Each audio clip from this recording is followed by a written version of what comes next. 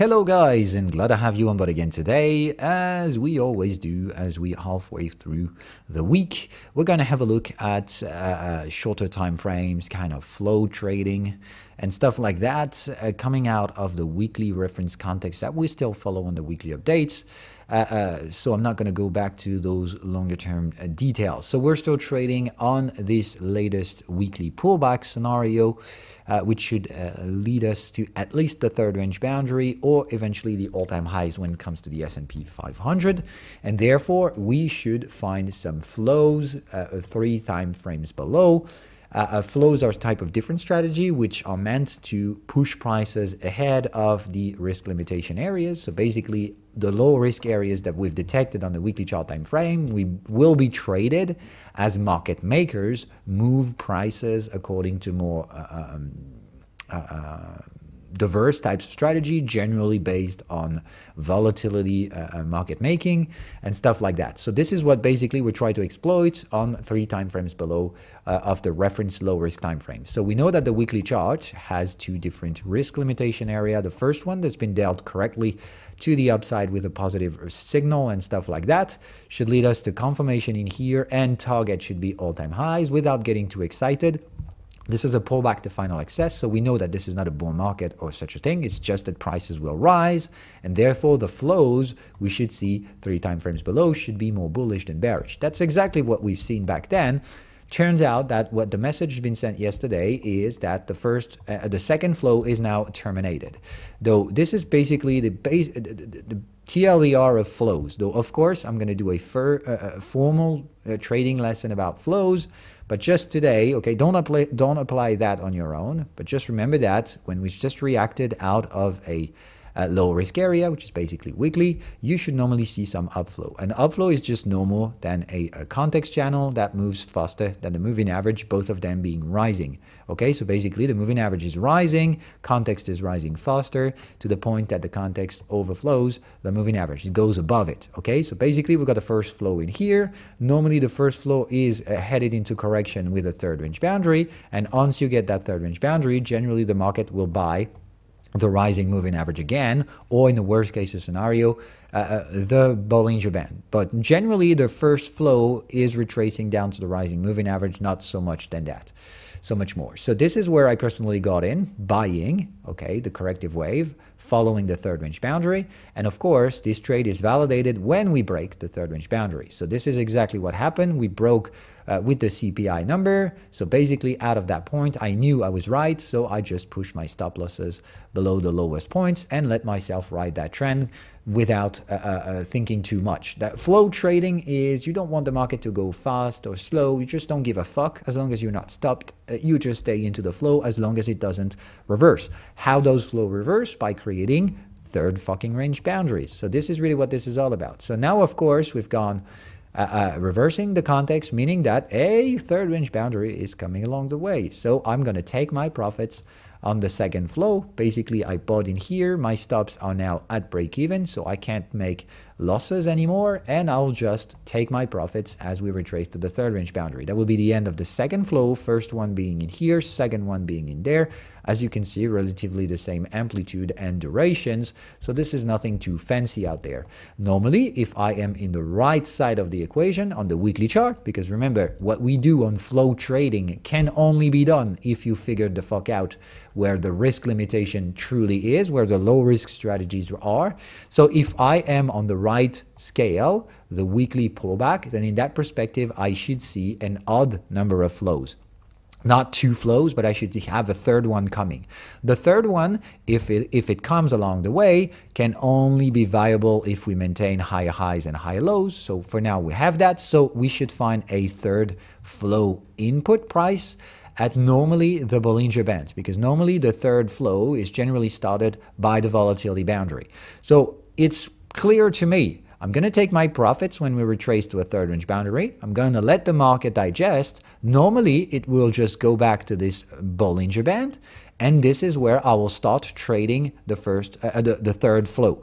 So this is no more than that. I will buy in here with a stop at the previous low point. And if the market, for some reason, goes there, then I'm going to take my losses, move to something else, and assess the fact that I was wrong in the weekly chart reference flow. That means my assumption on the weekly chart that we are in a pullback, we're headed into all-time highs, or at least a third range boundary. If I end up being stopped on the flow trading, it will be the sign that I am not in the right scenario. So basically, I'll take my losses, move to something else, probably cut some of my entries on the portfolio as well, the stock portfolio, and that's pretty much all about it. There's no more to think of than that. I know everyone right now is just so focused on finding the truth. Are we headed into recession? Are we stagflation? Is the Fed behind the curve, ahead of the curve, going to break something? Are we going to go over inflation, the dollar losing strength, whatever? It's just crazy shit. So to be honest, just drop it off, okay? Don't try to search for the truth. Just try to trade what you see. So what I see is a bullish flow for now. We've terminated the second set of flow. So if the bears are in control, they have to break the previous low point. They have to create a lower low, and then in that perspective, I will start changing my mind. Otherwise, for the bears, where exactly I will profit take is where you're willing to trade that. So your trade as bears will be selling in here and trying to do everything you can to maintain price pressure until you get there, where you're going to take my stop losses as a bull, and you will be the ones being proven right instead of me. On the opposite end, if for whatever reason I get to trade my volatility boundary, I get to buy, and I get to take your stop loss, which is basically breaking the previous high point and the third range boundary, then I'll be the one calling the shots. I'll be the one who's right. I'll be the one to make money. You'll be the one to take a stop loss. And that's really the way it is. I don't mean I'm smarter than you and I'm going to win and you're going to lose. All I say is that we might disagree on the outcome, but we both risk manage our strategies. And in that perspective, who gives a fuck about the outcome? You might be winning that time, or maybe I will, but net, over 100 bets, we will both be profitable. So that's really what this is all about. That's what trading is. I know so many people are trying to figure out the truth, but damn it, this is not what I do, and neither should you. So this is really what I was willing to talk about today. Though when it comes to cryptocurrency, on the other hand, this picture is slightly different because, well, you will see that, like I said, it might sound stupid what I'm going to be saying here, but I'm just applying the same old rules, basically. Without too much interpretation. So in here, basically, the reference low risk time frame is the weekly. As we can see, some people say this is a bear market, whatever bullshit. I can't call that shot anyway, because basically rising moving averages, severely broken context. So the worst case scenario for Ethereum would be an alternate trend structure, meaning that we just can't sustain the trend. So we fall very dramatically in between, but we still hold overlaps and rising moving averages. So like I said, this is where the low risk is to me, and this is a bullish low risk entry opportunity. So in that perspective, I'm looking 3 time frames below for first validation signal by looking at flow trading. Remember what we've just talked about with the S&P 500, and boy, what is that? Isn't that a rising context that rise faster than moving average, both of them being upside oriented? Didn't we see the context rising above the moving average? So that would be the first flow. So congratulations, folks. Ethereum is definitely solid. It's created its first flow. We have, a third range boundary. So congratulations, folks. We're having here a fourth range boundary pulling back to a rising moving average. Isn't that exactly what we've seen with the S&P 500 right before the CPI? Just saying, folks. I took the trade on the S&P 500, and I will definitely take the same fucking trade in the Ethereum network.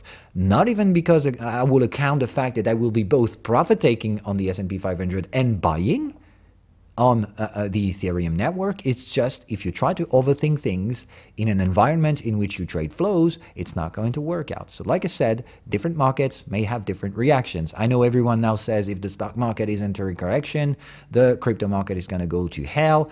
Like I said, you may say whatever bullshit you might want to say. I trade what I see, and as I see, we're on a weekly support, and we start to see upflows, and I'm going to follow them. I might be wrong, and if it ends up being the case, I'm going to take a stop loss, and that's really all there is to say, okay? Take some risks, but just make sure you're repeating the same old fucking technical process over and over again. You don't trade because of what someone said or shared on the networks. It's absolutely utterly stupid, and most people just do this. So please don't. Like I said, I've shown you this pattern on the S&P 500. It's the same in here, so I'm going to do just the same and not overthinking things too much. So yeah, I'm going to start buying Ethereum as margin trade again, because I have suggested I should do. It also comes with a stop loss at the low point, and if we do break, just like we did with the S&P fucking 500, I'm going to put those stop losses below the low point, which means I will be pretty much off the risk taking. It's really all this is going to be. Either it works or it doesn't, or it validates and then it takes my stop loss, or it just take my stop losses all away. I don't know. All I know is that I'm willing to take that risk because I know how to manage that risk over time. And if I have 100 trades like that in front of me, I will take all of them. And I just know that out of 100, I will definitely be profitable. This is all there is to know, okay? I don't know about this outcome or the next one. All I know is that out of 100 similar outcomes, I will take them all and I will make money. So this is really what trading is all about. I wish you guys understood that. At least that's what I try to teach you here. Okay, so until further notice, Ethereum gonna trade this bullish flow, eyes closed, even though everyone's bearish and thinking that if the stock market goes down, cryptos will fall, whatever, okay? That's what it is. The third range boundary is already there. It's a delayed third range boundary, meaning that I'm all set to buy that rising moving average. And to be honest, I'm just willing to do it today. Just waiting for eventually a bit lower prices, but that's it. Okay, anytime there is a signal, oh boy, and we actually have one. I'm going to start considering. So if there is a blue arrow, I'm going to buy, okay? Until then, well, I could get lower prices, and I will. The stop loss is definitely on the lower low point, and just like we stated earlier with the flow, the goal is to break the previous high point, and if we do, then I will confirm the higher low point. And goal will be to follow that flow for how long it takes, because I don't know about flows. Like I said, this is the market maker who set the dance tone. It's the one choosing the tempo and so on. So I don't know how long the second flow will last for Ethereum. All I know is that when it reverses the context and builds a third range boundary, I will take my profits off the table. Basically exactly the same thing that I said earlier for the S&P 500. So that's pretty much all there is to say, okay? Though I don't know anything about the future, I'm just going to be willing to trade. I know the market is full of shit with narratives right now. It's just been the case for the several latest months, just because there are so many retails trading in the market, both bullish and bearish. So, I mean, it's just the way it is. Analysts just sell paper. They get paid for it. Most of them have absolutely outrageously lack of competence. But that's it. I never will give names of all the people that I think work is really, really piece of shit. But on the opposite hand, that doesn't mean every analyst does a piece of shit work. It's really, in my personal opinion, worth pointing those who do some pretty solid job. Among them, there's Arcane Research. So to be honest, Arcane Research just published a new paper, came out yesterday, and I really strongly invite you to have a look at it. These guys are among the rare ones who do publish some good paper. And in that perspective, well, like I said, I might be shitting on those who do pretty bad job. I'd rather like to point out those who do a far better than average job. Because once again, they're not all doing bullshit. There are very few of them who do pretty good job. And I think they're worth being pointed out. So I'll never point out the bad. I'll just say these ones are the good ones. And they're generally the ones that I share on Twitter as well. So this one, worth reading. That being said, I'm going to leave you guys with that. Bye-bye.